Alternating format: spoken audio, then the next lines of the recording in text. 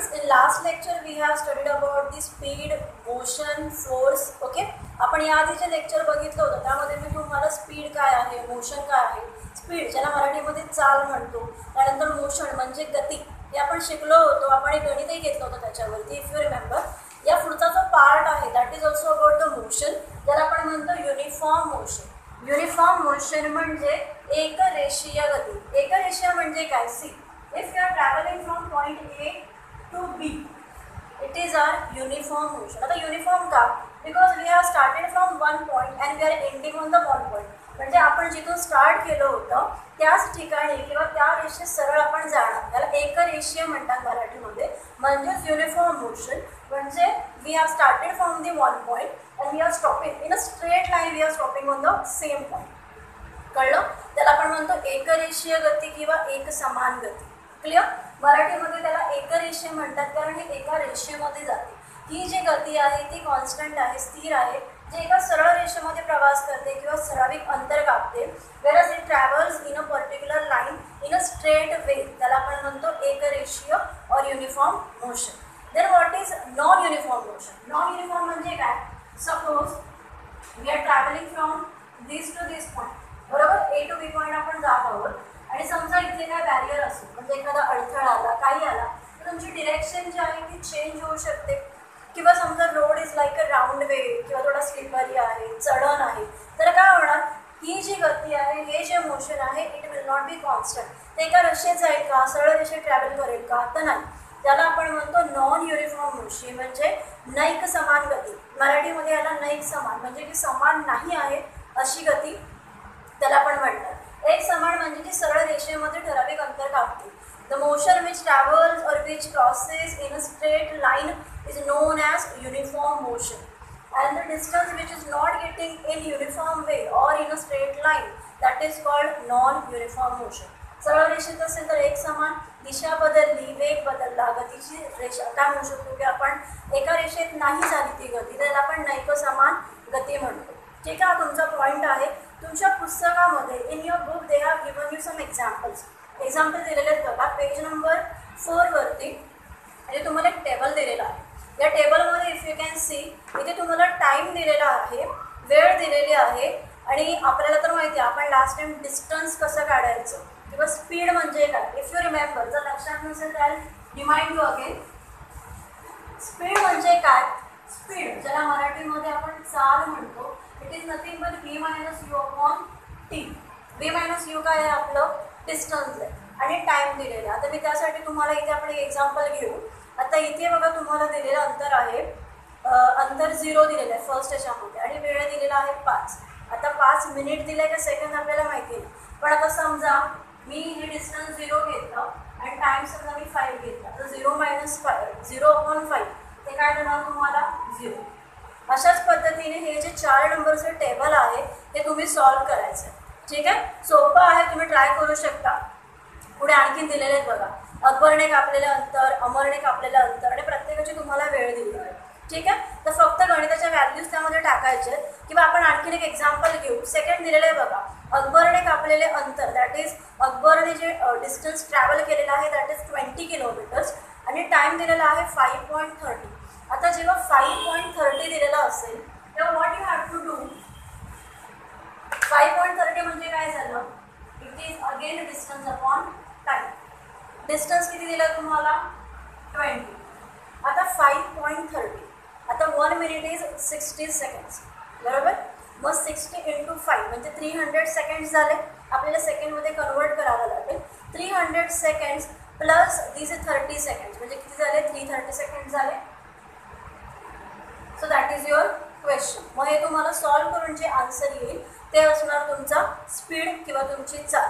ठीक आहे, इथे तुम्हाला दिलेलं आहे बघा वेगवेगळ्या कालावधीमध्ये कापलेली अंतर, तर प्रत्येकाचा जसा टाईम आहे त्या पद्धतीने ती वेळ किंवा डिस्टन्स बदलणार. सोपं आहे, तुम्ही प्रॅक्टिस करू शकता, तुम्हाला ते कळेल प्रॅक्टिस नंतर.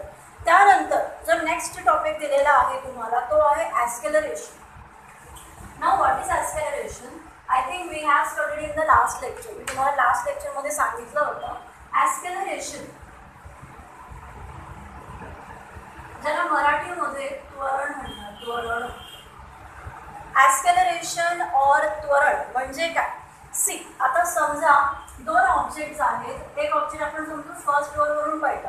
आणि एक असेल 10th फ्लोअरवर. एक ऑब्जेक्ट आहे, कोणतीही वस्तू आहे, एक जी आहे ती पहिल्या माळ्यावरून खाली पडली आणि एक जी आहे ती 10th फ्लोअरवरून खाली पडली. आता तुम्ही सांगा, ही जी फर्स्ट माळ्यावरनं किंवा पहिल्या माळ्यावरनं जी वस्तू पडलेली असेल तिची जी स्पीड असेल ती कम्पॅरेटिव्हली लो असेल 10व्या माळ्यावरून पडलेल्या वस्तूच्या. म्हणजेच काय की ऑब्जेक्ट कुठे आहे, कुठल्या अंतरावरून पडतंय, त्या पद्धतीने त्याची जी स्पीड आहे, त्याची जी वेलॉसिटी आहे, वेग आहे, तो बदलतो किंवा कमी होतो. आता इथे बघा, हा इथे 10व्या माळ्यावरून आहे म्हणजे स्पीड काय झाली, वाढली. इथे काय आहे, जवळून पडलं म्हणजे कमी झाली. हे लक्षात ठेवा. कुठल्या अंतरावरून एखादी वस्तू पडते त्याच्यावरती डिपेंड असतं की त्याचं त्वरण किंवा ॲस्केलरेशन काय. सो बेसिकली ॲस्केलरेशन किंवा त्वरण म्हणजे काय, तर वेगातला बदल, that is change in velocity. Velocity मी तुम्हाला सांगितलं इट इज ऑब्जेक्ट ओरिएंटेड, म्हणजे जशी वस्तू आहे तशी ती वेलॉसिटी होईल. म्हणजे समजा तर इकडे एखादा हलकं वस्तू असेल तर ती पडली तर इतका आवाज होणार नाही किंवा इतकं स्पीड नसणार. बट समजा एखादी काय म्हणू शकतो आपण की बॉल आहे किंवा काही आहे तर तो इझिली आहे, त्याचा स्पीड जास्त असेल. हेवी आहे, जड वस्तू आहे तर तिचा वेग कमी असणार. कळलं? म्हणजेच इथे वेलॉसिटी जी आहे, वेग जो आहे तो आयदर कमी झाला किंवा वाढला. हे कमी किंवा जास्त होणं means decrease or increase in velocity means change in velocity is nothing but your acceleration. Clear? तुमच्या बुकमध्ये तुम्हाला दाखवलेलं आहे बघा की ते तुम्हाला दाखवलेलं आहे पाईप आहे, then there is a ball, की तुम्ही जर उंचावरून तो बॉल टाकला तर it will come with speed. आता तो हलका असेल तर it will come with a proper speed, म्हणजे स्पीड जास्त असेल, वेग जास्त असेल. पण जर वस्तू जड असेल तर इट विल टेक टाईम, तो हळूहळू थांबत येईल. कळलं? त्याला आपण म्हणतो change in velocity. Clear? That is nothing but your acceleration. Okay, तुमच्या पुस्तकामध्ये तुम्हाला दिलेलं आहे बघा, ए ॲस्केलरेशन जे आहे it is always denoted by small A. Small एने आपण त्याला दाखवतो. क्लिअर? आणि सूत्र जे आहे, फॉर्म्युला जो आहे that is always v minus u upon t. आता तुम्ही म्हणाल v minus u upon t that is we have seen for the speed also. ते आपण स्पीड म्हणजे चाल जे आहे त्यासाठी आपण ते सूत्र घेतलं होतं, because it is nothing but the change in velocity. हा वेगातला बदल आहे, म्हणून हा जो बदल आहे तो 2 पॉईंटमध्ये असेल. आता रिमेंबर, आता समजा मी 10th फ्लोअरचं एक्झाम्पल घेतलं, सो इट इज माय 0 म्हणजेच काय आहे माझा इनिशियल वेलॉसिटी. वी जो आहे that is my final velocity. आता हे जे 2 पॉईंट्स आहेत they are nothing but the you and V. म्हणजे कोणतीही क्रिया, कोणतीही वस्तू वेगात येण्यासाठी किंवा वेग होण्यासाठी 2 टोकं असणार. एक जिथून ते स्टार्ट होतं त्याला आपण इनिशियल वेलॉसिटी किंवा आरंभ वेग म्हणतो, आणि एक आहे फायनल वेलॉसिटी. म्हणजे या दोघांमध्ये जे अंतर ती वस्तू ट्रॅव्हल करेल, कापलं जाईल, त्याला आपण काय म्हणणार, वेगातला बदल म्हणजेच वेगात संबंध. म्हणून हा जो फॉर्म्युला आहे, हे जे सूत्र आहे तेच आपल्याला वापरायचं. कळलं अर्थ? आय होप त्वरण कळलं असेल. चेंज इन अ वेलॉसिटी, वेगात झालेला बदल. ओके, आता त्यानंतर तुमच्या पुस्तकामध्ये related with acceleration only you have 3 terms. Acceleration किंवा त्वरण जे आहे त्याच्याशीच रिलेटेड आपल्याला 3 टर्म्स शिकायचे. 3 कोणते आहेत? पहिलं आहे पॉझिटिव्ह म्हणजेच धनत्वरण, देन वी हॅव निगेटिव्ह म्हणजे ऋणत्वरण, अँड लास्ट इज झिरो. त्याला पुस्तकामध्ये मंदन असा शब्द दिलेला आहे. मंदन म्हणजे जिथे काहीच त्वरण झालेलं नाही. आता तुम्ही समजा नावावरून तुम्हाला कळलं असेल धन किंवा पॉझिटिव्ह म्हणजेच काय, Wien there is a increase in speed. जेव्हा वेग वाढलेला असतो किंवा जे वेगात बदल होताना जर वेग वाढला असेल तर त्याला आपण काय म्हणतो, धनत्वरण. Means when there is increase in speed that is called as positive acceleration. जेव्हा वेग हा वाढतो, वेगात बदल होताना जर वस्तूचा वेग वाढला तर त्याला आपण धनत्वरण किंवा that is known as positive acceleration. Same way when there is a decrease in acceleration, when there is decrease in speed, decrease in velocity, म्हणजे जेव्हा एखाद्या वस्तूचा वेग कमी होतो त्याला आपण ऋणत्वरण किंवा that is called as negative acceleration. I am trying to tell you in the both the languages. त्यामुळे काही तुम्हाला वाटलं तुम्ही परत हा व्हिडिओ बघा. जर वस्तूचा वेग वाढला तर त्याला आपण म्हणतो धनत्वरण. when there is increase in speed or velocity that is called positive acceleration. When there is a decrease in velocity that is called negative acceleration. वेग वाढला धन, कमी झाला ऋण त्वरण. And when there is no such change in velocity, म्हणजे जी वस्तू आहे ती तशी स्थिर राहिली, काहीच नाही, म्हणजे वेगात ना बदल झाला आहे तर वाढलाही नाही आणि कमीही नाही झाला आहे. That is called as zero acceleration किंवा मंदन त्वरण. म्हणजे जिथे वेगामध्ये काहीच बदल होत नाही, म्हणजे एखादी वस्तू जी सुरुवातीच्या वेगाला आहे तशीच ती शेवटपर्यंत राहिली, वस्तूच्या वस्तुमानामुळे किंवा आकारमानामुळे जर त्यात काही बदल झाला नाही तर त्याला आपण काय म्हणतो, झिरो ॲक्सेलरेशन म्हणजेच मंदन त्वरण. तुमच्या पुस्तकामध्ये दिलेलं आहे की ते वेगाच्या विरुद्ध दिशेने असतं, त्यामुळे तिथे वेग वाढला किंवा कमी झाला हे कळत नाही. क्लिअर?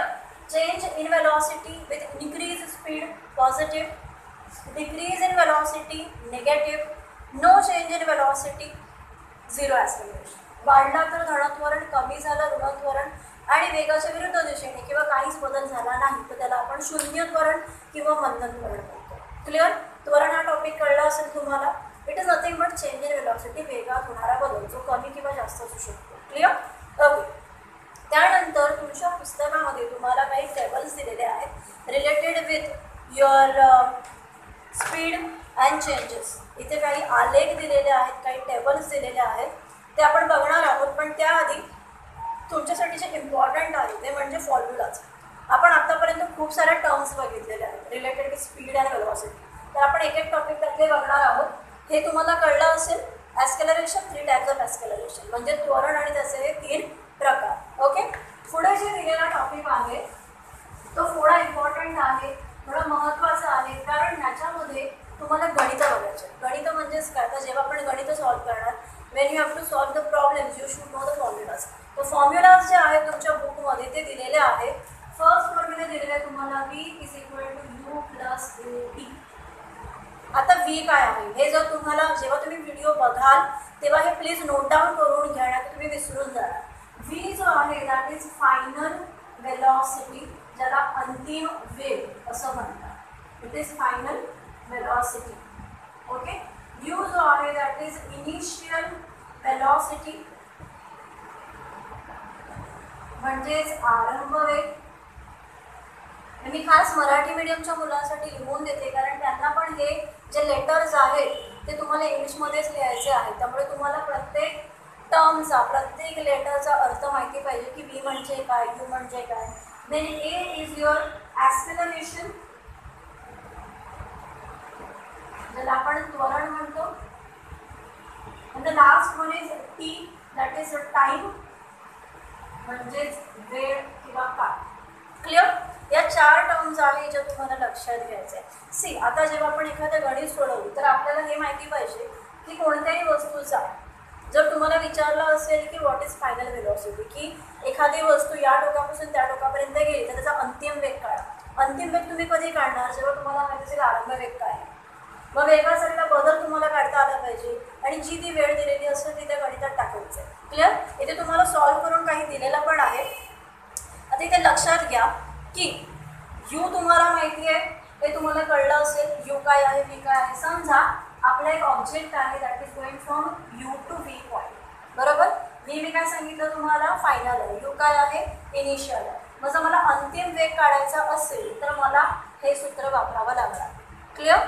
म्हणजे V काय आहे, आपण अंतिम वेग किंवा फायनल वेलॉसिटी कधी काढणार, जर आपल्याला माहिती असेल की कोणत्या टाईममध्ये स्टार्ट झालं आहे, कोणत्या पर्टिक्युलर ॲस्केलरेशन किंवा त्वरणातला बदल काय झाला आहे, त्याच्यावरूनच आपल्याला हा फॉर्म्युला कळतो. तर जेव्हा पण कधी तुम्हाला सबमध्ये एक्झाममध्ये विचारलं असेल की V काढा म्हणजेच अंतिम वेग काढा, you have to use this formula, हे सूत्र वापरायचं. पण त्यासाठी तुम्ही हे जेव्हा कधी व्हिडिओ पाहाल किंवा बघाल तेव्हा note down in your notebook. हे तुम्हाला माहिती पाहिजे की कशाला काय टर्म वापरली जाते.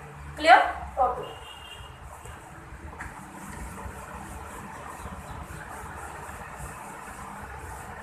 Now, next we have that is S is equal to UT plus half AT square.